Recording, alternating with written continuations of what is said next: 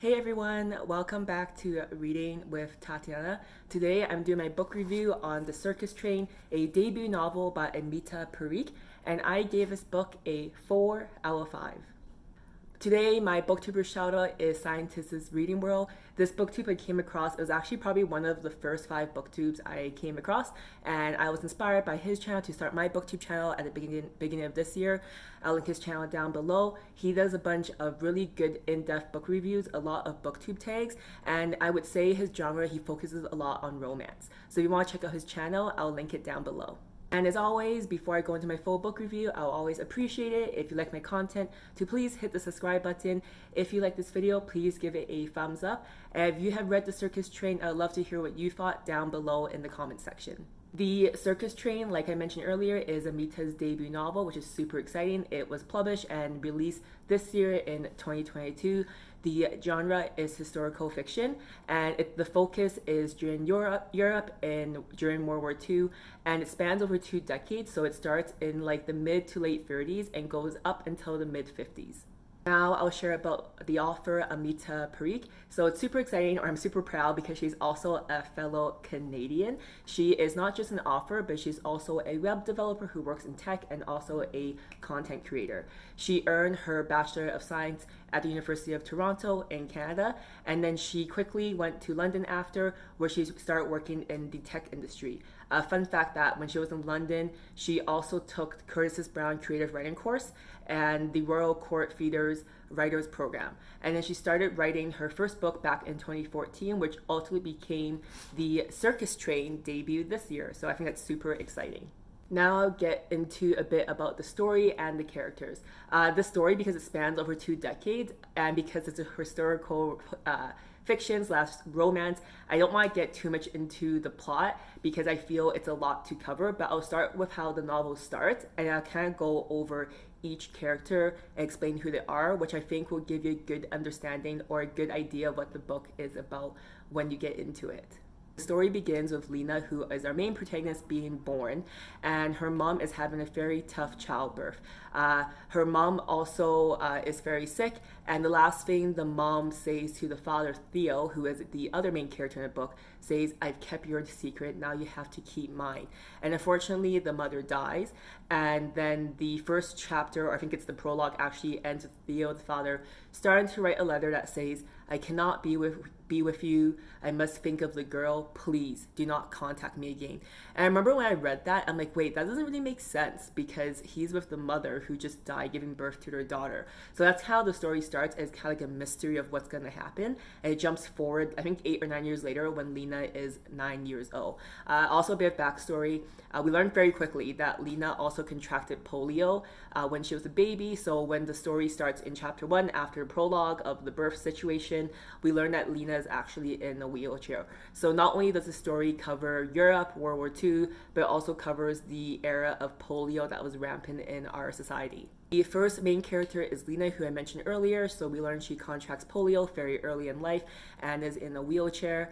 And she basically lives on the circus because her father Theo is also a illusionist in this traveling circus.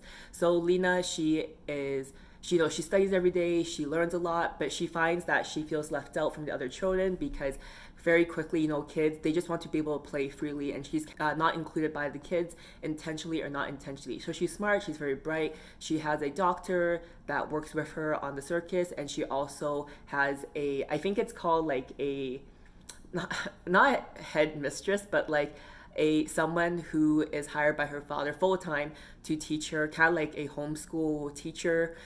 So that's how Lena spends her time on the circus. And I also mentioned Theo, her father. He is an illusionist in the traveling circus, and he's this character that just wants the best for Lena, is very protective and is really supportive of her studies because he is aware that she is very bright. And now you're probably wondering, what is this traveling circus? So Theo and Lena live in this traveling circus, which is called the World Wonders, which was created by Horace. And Horace is, I guess, the main circus leader. And he is the person who kind of drives the plot because of his selfishness and his greed, which I won't really spoil right now. It causes something to change 180 in Theo and Lena's life. So Horace is a big plot device in the book.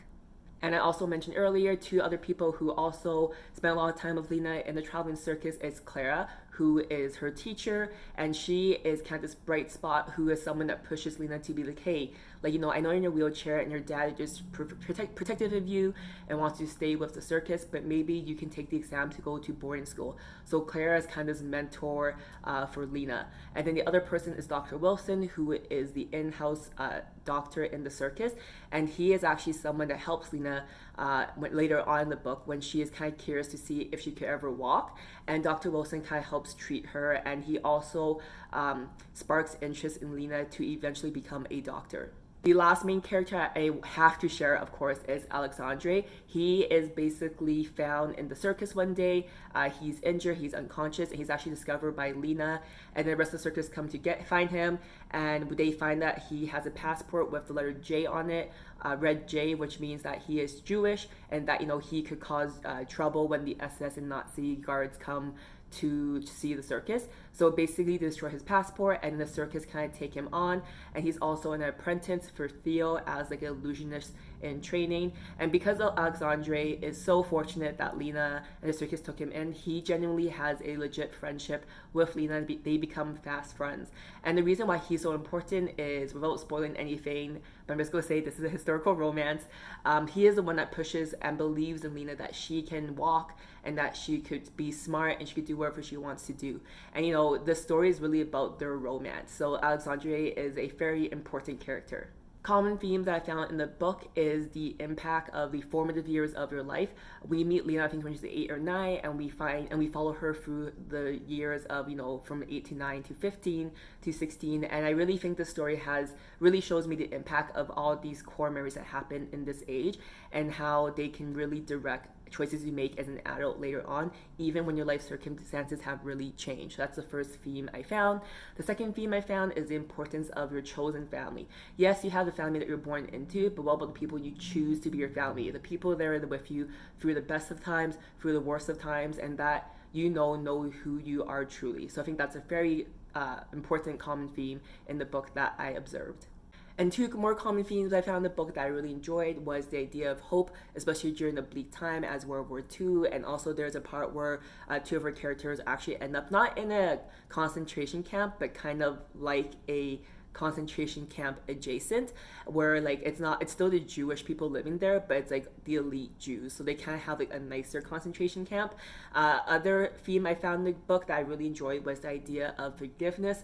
All the characters, they have a past that maybe they're not very open about, and they've done things in the past that maybe can be deemed as unforgivable, but these characters really learn to forgive, and I think that's really important in life.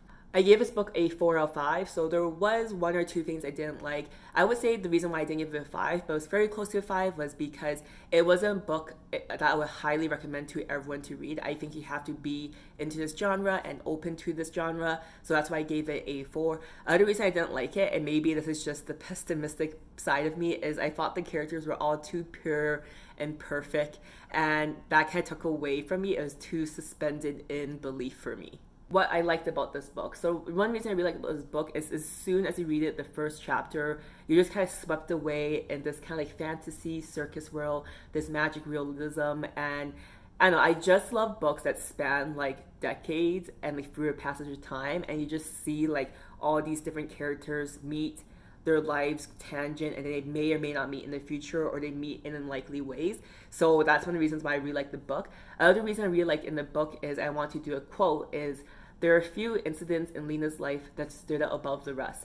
Significant altering moments, if needed, could be brought to the forefront of her memory and relived like they happened only yesterday. So I don't know how Amita did it, but this book, there were so many moments that felt very nostalgic, and it brought back a lot of nostalgia for me, even though I'm reading someone else's story. And that quote I just shared, it made me just reminisce about my life and how there are moments in my life that were so long ago, but when I think about them, they feel like they're happening right now or just yesterday. And this book really has this significance, like focus on the power of connections made in your childhood or formative years, and how they can really form you as an adult. So I really enjoyed that aspect of the book. On Goodreads, this book got an average of 4.07 out of 5, which I think is very accurate. I do want to say, if you watch all my reviews, that this book just came out this year, so maybe wait a few years for a more accurate rating. I want to share reasons why people didn't like this book. Reasons people didn't like it is they thought the ending wrapped up a bit too nicely. They felt that there was a big ensemble of characters, and that unfortunately caused not a lot of character development, especially because the story spanned over 2 decades. I can see why people would think that, and I could agree with it, but I still enjoyed the story overall. The other reasons why people didn't like it was they thought the author tried to push too many issues at once. Lena had polio during the traveling circus.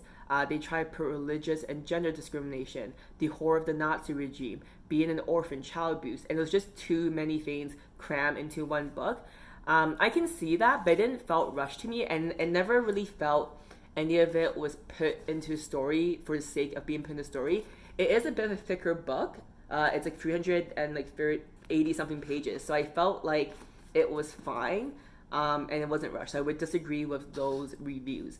Other thing that people didn't like about the book, it was not representative of polio at all. I do want to caveat that the author did put a note at the end acknowledging that it wasn't obviously a fair or realistic representation of polio, so I would say that review not accurate. Reasons why people enjoyed the book, similar to me, is they thought the story was breathtaking, especially following the ensemble of cast and characters. They thought they did a good job with the circus world being really fleshed out, and it was so fun to get lost in. A lot of people thought the characters were likable, which I agree. I would say almost likable to a fault. And people love how there's a good balance of magic, mystery, and a beautiful love story amidst the backdrop of the darkest and most hateful parts of our human history, World War II. I do want to say what I just said now was not a direct quote from me, but from someone's review on Goodreads. Reasons why I think you should read this book. I think you should read it if you like historical fiction, you like historical romance, you like books set in World War II, you like magic realism, you like circus. People said that if you enjoyed Water for Elephants and The Night Circus, you would enjoy this book. Now, sure, how this book made me feel, because one of my favorite things to ask people when they read a book is ask them how it made them feel. Because if you ask me tomorrow, a week, a year, 5 years from now, I probably won't remember exactly what the book was about, but I remember how it made me feel. So this book, The Circus Train by Amita Parikh, it made me feel swept away. Like, I don't know how to really put into words what it made me feel, but it made me feel like when I was a kid and I read a book and I just got swept away in a novel. It was so easy to read, so easy to immerse myself into the world, and it just made me very nostalgic for when I loved reading as a kid. So that's how this book made me feel. It was just great. Thank you for watching until the end of my book review for The Circus Train by Amita Parikh. If you read this book, I'd love to hear what you thought down in the comments below. And if you want to join me next time, I just started Haruki Murakami's collection of short stories called First Person Singular. I would have to say that I love all his previous works. Some of his works were kind of tough for me to read just because of how graphic they were in terms of gore. However, I have always enjoyed his books, so I'm excited that he has a collection of short stories, and that will be my next review. Alright, thank you for watching until the end again, and I'll see you guys next time. Bye!